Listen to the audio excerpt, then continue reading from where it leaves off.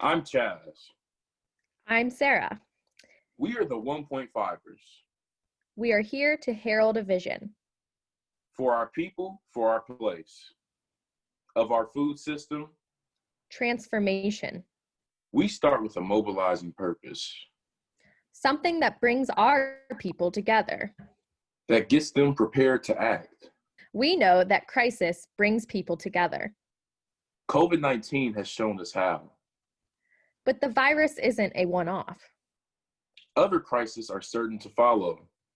The climate crisis is the one that, Will affect us all. for us young people, it has and will affect our Entire lives. 1.5C is the line in the sand. That we dare not cross. We will be showing A way to live. that if everyone followed, The climate crisis would be. put on hold. And 1.5C would be history. Here's our 2050 recipe. It tastes real good. Are y'all ready for this?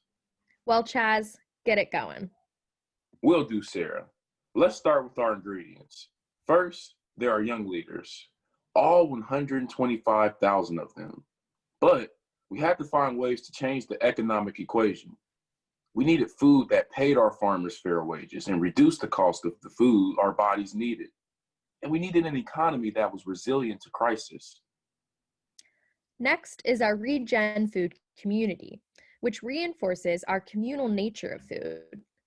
Then there's jobs, lots of jobs, 1.5 jobs, fair and just, and social entrepreneurial.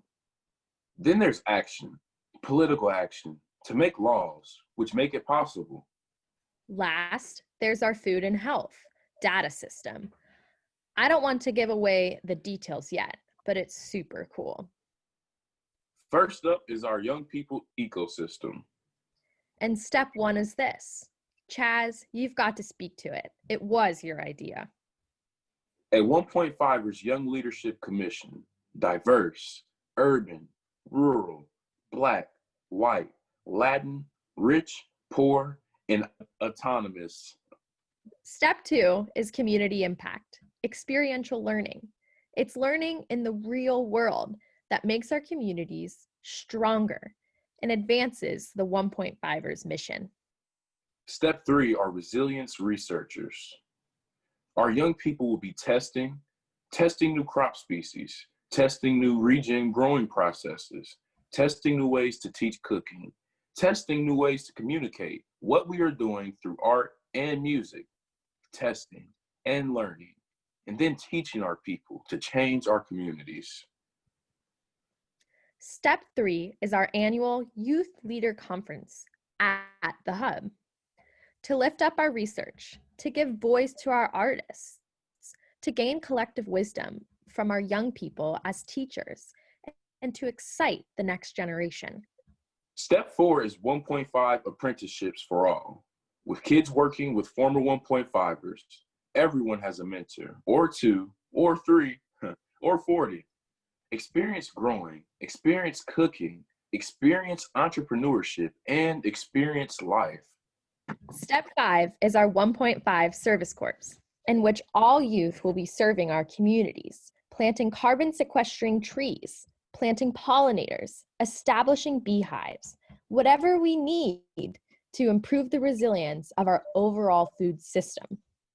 Step six is entrepreneurship and food curriculum, where all youth will be learning how to grow and how to run and start 1.5ers businesses. The next ingredient is a new economy. We needed resilience to economic crisis. We needed the economics of hope. We needed to have our own supply chains. We needed to keep our people employed. We needed to be local. But a new local economy isn't enough. We needed to make regen and just food occupations true livelihoods, and we needed to reduce the cost of this food for all. We saw 5 new income sources. The first, the shifting of federal and state subsidies for failing big ag farming. The second, impact investing, Our Dayton Impact Investing Loan Fund will let us invest in us. The third, healthcare subsidies for health through regen and just food. The fourth, sales to the carbon market. It could bring in as much as $100 million to our farmers. The fifth, the growing of higher value medicinal and fiber foods can shift some of the big pharma's profits to our farmers. Who knows how much that could bring in? The next ingredient is our regen food community. Our rural farms have shifted to only regeneratively grown food. And home and community farms exist everywhere. We now are feeding our region and exporting to other places in the world suffering from shortage. And our region is now carbon negative. But bringing it all together are our farming mentors. Every neighborhood has a mentor who is also a peer. And every rural community has likewise. And every neighborhood and rural community will have farm and food centers where farmers can come to learn, share food, share advice, share a meal or a coffee, and get access to the farming advice emerging from our young researchers and our food data system. We call it open source farming. And every person will know their farmer. DNA tagging of all of our food will permit people to know who has grown, what they eat. A communal nature of food is the next ingredient. Community is important, not just to our growers, but also our food consumers and foodpreneurs. Leading the way, our Gem City markets and its satellites and bodegas, which are sprinkled throughout our region, where people go to purchase their food and learn about nutrition and cultural cooking and community. And the really cool thing is that they are worker owned. Community also defines our workplaces. Fast food are long gone, and 1.5ers restaurants have replaced all of our chains. They are all farm to table, with menus showing not only cost, but the carbon sequestered. And these are also cooperatively owned. Our restaurants are now designed to bring people together. The next ingredient is jobs. But not Steve Jobs. Yeah, employment jobs. First off are our home and community regen food farmers who are earning supplemental income from the food that they produce. Next up are our 1.5 greenhouses, which are providing employment to our youth apprentices living within 1.5 miles of the greenhouses, growing food and fish for year-round consumption and supplementing winter season. Next up are our large-scale regen farmers who have shifted from monoculture, growing that was killing our land. Now their farms have reduced in size and improved their resilience to climate change. But their income has increased. Will also have created jobs to move and process our food. The food will be moved from harvest to processing to the food consumption markets with a just-in-time philosophy. By the way, this means zero waste.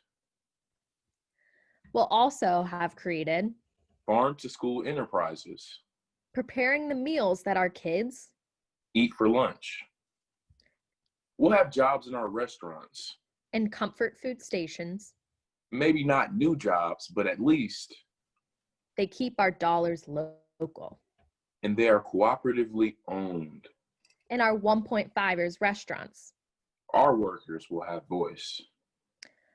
Our neighborhood growing food and health centers will have not only peer farming mentorship and tool checkout, but they will also have teaching kitchens, which help residents learn new healthy cooking.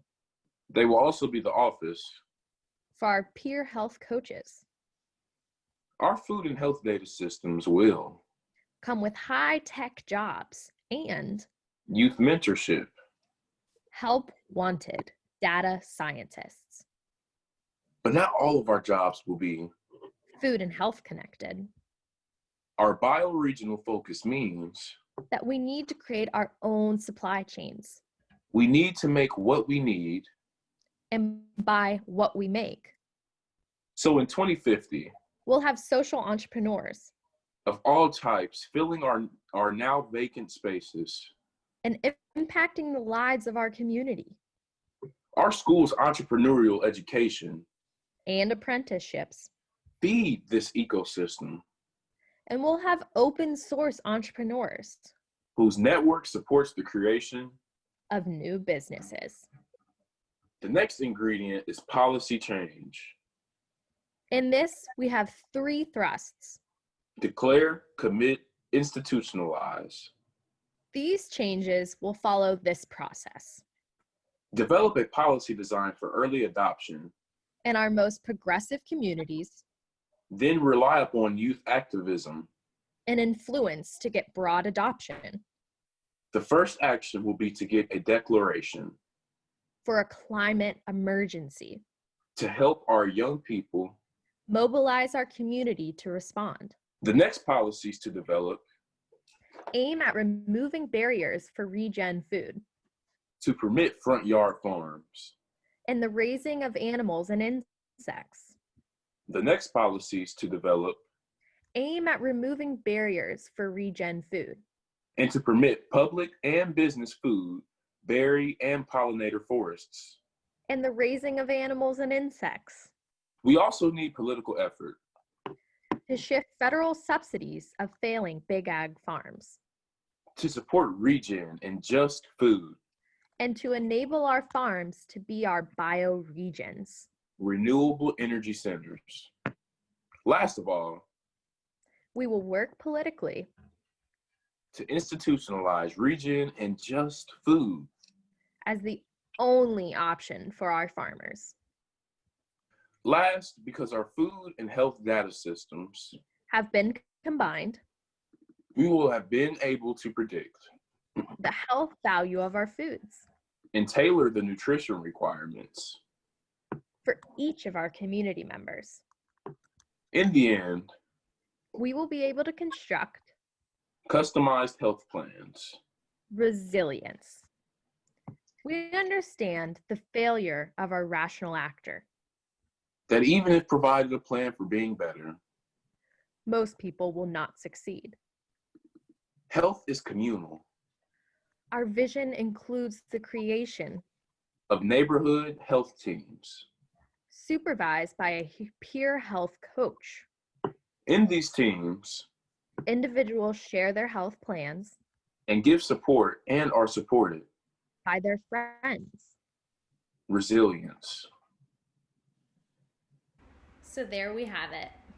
That is our recipe for success. Let's get started. Sarah here, and artist behind our vision video. I want to thank you for tuning in and watching our vision come to life. I especially wanted to thank all of the local Daytonians who have influenced this vision. We could not have come up with something so big and bold without you, and we look forward to continuing to engage with you to get the work done, from our farmers to our educators to our entrepreneurs to my fellow 1.5ers, young leaders. You really have provided so much hope and voice to this community, and we cannot wait to get started. Thank you.